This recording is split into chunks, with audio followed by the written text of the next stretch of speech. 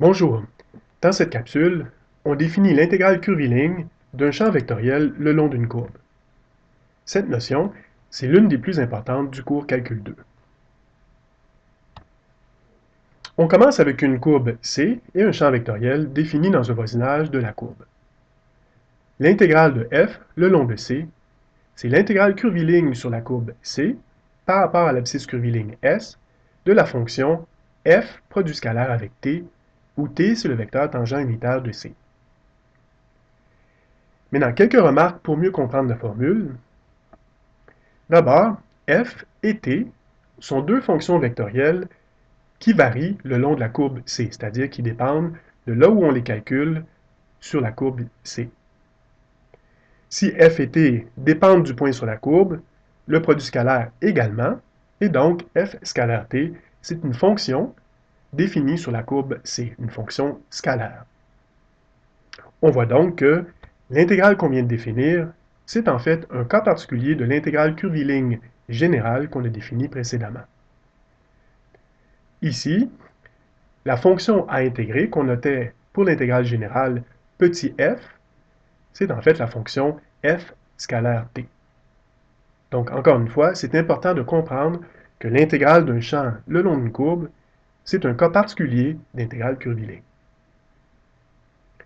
On donne maintenant une interprétation physique de cette intégrale.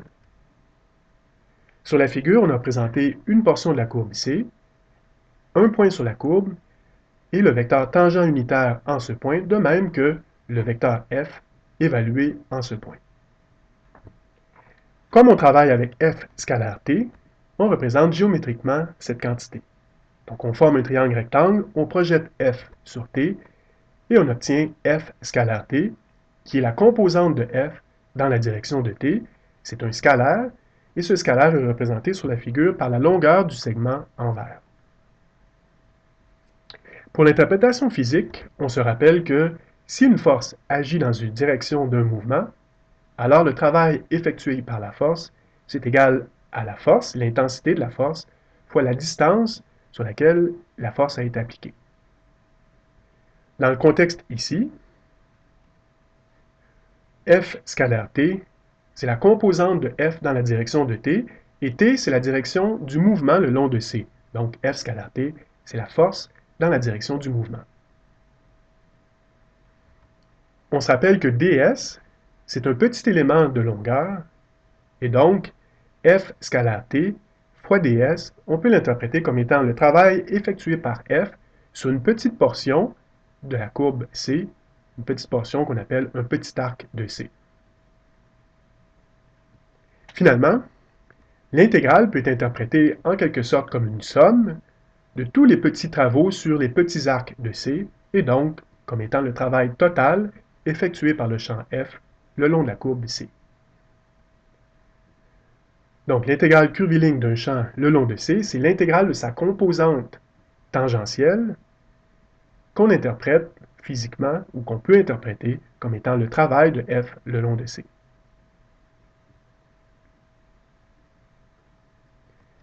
Maintenant, on a besoin d'une formule de calcul pour pouvoir évaluer l'intégrale concrètement. La première étape, c'est de trouver une paramétrisation explicite de la courbe C, c'est-à-dire une fonction vectorielle R et un intervalle de paramètres AB. Maintenant, ce que vous avez devant vous, c'est la définition de l'intégrale de f le long de C. J'ai mis en couleur des éléments pour pouvoir les identifier dans la formule de calcul qu'on écrit maintenant.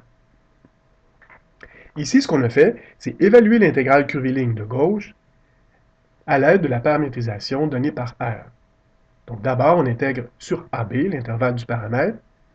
Ensuite, f de R de t, on se rappelle que ça signifie l'expression du champ f où on a remplacé x, y, z par x de t, y de t, z de t qui nous viennent de R. Ensuite, en vert, le vecteur tangent unitaire, on se rappelle que c'est R' divisé par sa norme. Et finalement, en bleu, ds, le petit élément de longueur, c'est la norme du vecteur R' fois dt. Dans cette formule, on voit immédiatement que deux termes qui se simplifient. La norme du vecteur R' apparaît au numérateur et au dénominateur, donc on peut les annuler pour obtenir une formule plus simple. En résumé, on a une formule dans l'encadré qui nous donne explicitement comment évaluer l'intégrale de f le long de c lorsqu'on a une paramétrisation.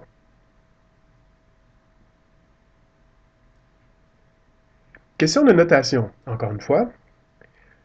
On écrit habituellement r' de t dt comme étant dr avec une flèche pour se rappeler que r' de t dt, c'est en fait la différentielle de la fonction vectorielle r par rapport à la variable t.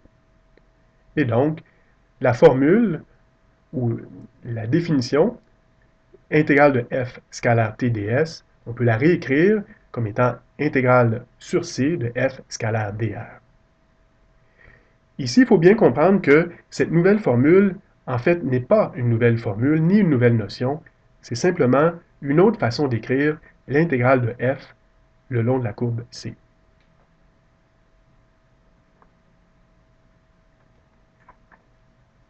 Voyons maintenant l'effet de l'orientation de la courbe sur l'intégrale curviligne.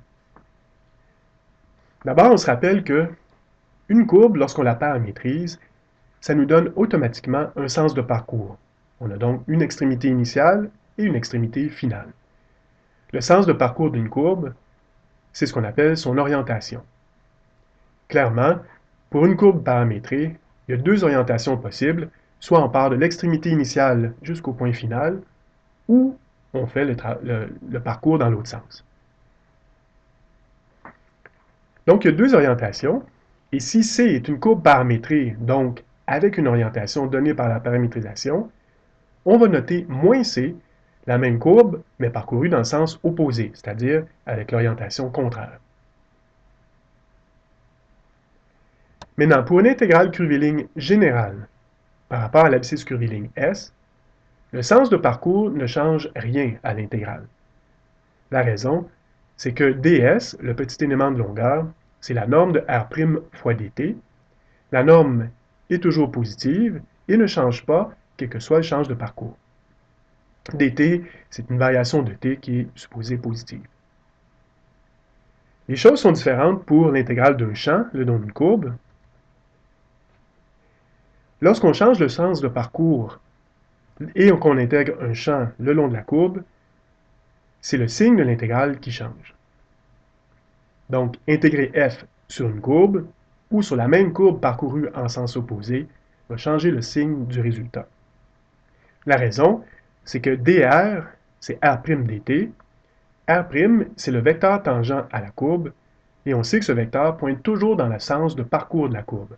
Donc, si on change le sens de parcours, on change le sens du vecteur r', c'est-à-dire qu'on change son signe. D'où le fait que le signe moins apparaît devant l'intégrale. Maintenant, pour se rappeler de ces deux faits-là, on peut se rappeler par exemple des cas particuliers. Dans le cas de l'intégrale curviligne générale, si on prend f comme étant la fonction constante égale à 1, l'intégrale calcule la longueur de la courbe. Et bien sûr, la longueur d'une courbe ne dépend pas du sens selon lequel on la mesure. Donc ça nous permet de se rappeler que pour une intégrale curviligne générale par rapport à s, le sens de parcours ne change pas d'intégrale. Pour se rappeler que, dans le cas d'un champ vectoriel, ça change le signe, on se rappelle de l'interprétation de l'intégrale de f le long de c comme étant un travail. Et on sait, de nos cours de physique, que lorsqu'une force agit le long d'une trajectoire et agit le long de la même trajectoire, mais parcourue dans le sens opposé, on fait le même travail, mais avec un signe négatif.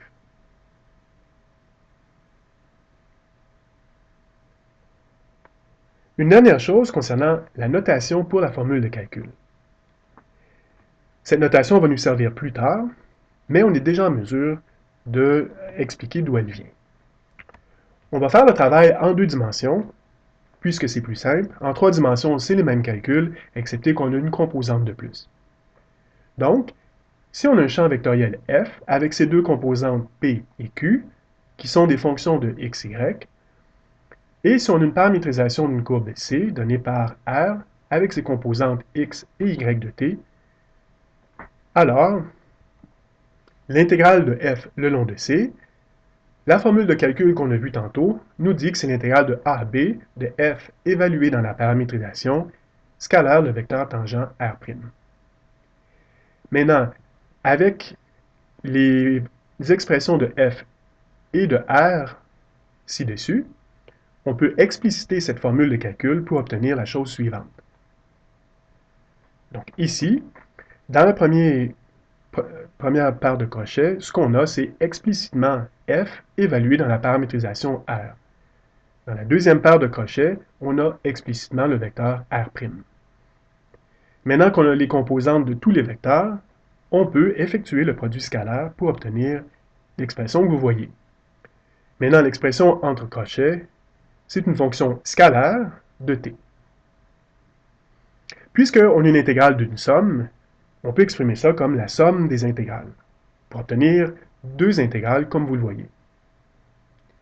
Maintenant, la raison pour faire ça, c'est que dans la première intégrale, on reconnaît qu'on intègre une fonction, p de xt, yt, fois x' de t dt, et x' de t dt, on reconnaît que c'est la différentielle de la fonction x. Et de façon semblable, pour la deuxième intégrale, y' de t dt, c'est la différentielle de la fonction y. Donc, ces deux intégrales peuvent se réécrire de façon peut-être un peu moins explicite, sous la forme intégrale de p de xy dx plus intégrale de q de xy dy sur la courbe C. Donc, on a exprimé la même chose que précédemment, c'est-à-dire l'intégrale de f le long de C, comme une somme d'intégrales, non pas par rapport à ds, mais par rapport à x et y. En fait, en pratique, pour désigner cette somme, on utilise une notation qui est un peu plus compacte, et on écrit simplement intégrale sur C de p dx plus q dy. Cette expression, ce n'est pas une nouvelle formule, c'est simplement une notation concise pour dire exactement la même chose qu'à la troisième ligne la troisième équation que vous voyez devant vous. Donc cette expression va nous servir un peu plus tard quand on parlera du théorème de Green.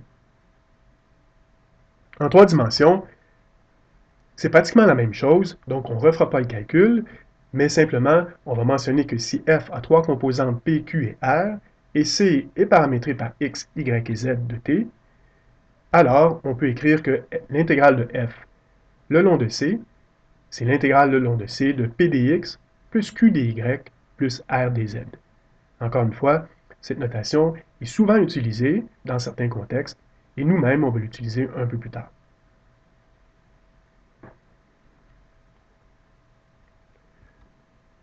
Voici donc ce qu'on a fait dans cette vidéo.